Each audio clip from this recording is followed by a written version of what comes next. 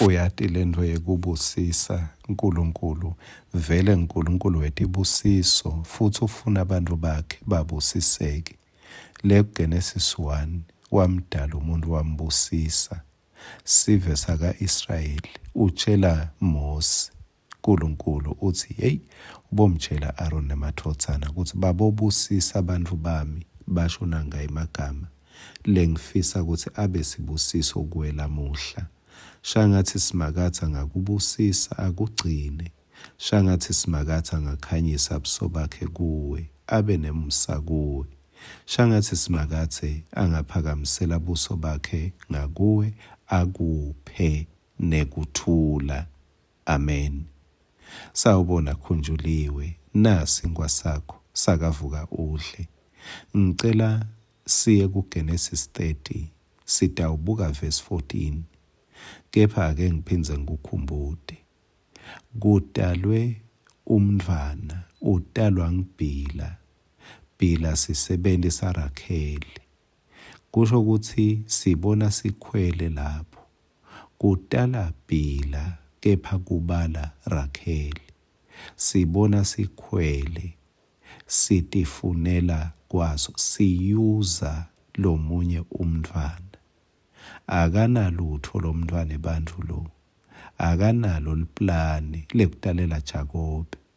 Kepha ngenxa yesikhwele uyafoselelwa kuthi akadali. Sewuyamdala ke nanguNaftali. Uthini libito lakhe umetha uthini Rakheli. Uthi ngekubambana lokunemandla ngibambene natsatse wethu ngamehlula. Inkosi yami uyathi unesibinzi sekuthi ubambene wehlula tsatse wabo inhlitiyo lembe kangaka yesikhwele. Selithi-ke wayetha libito wathi nguNaftali. Mine angadi uyathi kuyangihlupha mani Nkosi yami lokuthi kungendeka kunemasondo labo Naftali lacalwe ngenhloso yekwehlula lomunye umzalwane. Kungendeka kunemithandazo lecaliwe ngenhloso yekwehlula lomunye umzalwane. Kungendeka kunemabhizinisi kunemindeni lecaliwe ngenhloso yekwehlula labanye bazalwane. Kungendeka kunetikulfisi letinkulu tizemzem netikwelete lesitikhanza sinato lesiticala letikwelete ngidawo zitibo Naftali. Ngoba hayi ukuthi sifuna kuba netindvo nje kepha sifuna kuba netindvo kuze sehlule labanye. Angigcine ngalo verse 14. Ngesikhathi kuvunwa kolo Rubeni wathi uyahamba wathola umuthi wendalo ensimini wawumikisa kuLeya unina. Ngakho-ke Rakheli wathi kuLeya ngicela sewumane ungiphe lo munye walomuthi wendalo lotholwe indvodzana yakho. Uyeva sikhwele sikumikisa kuphi? Sigcina umuntu simmikisa ngisho emithini. Solo ulwela ukuthi abe ngcono kunanangileya wakhe.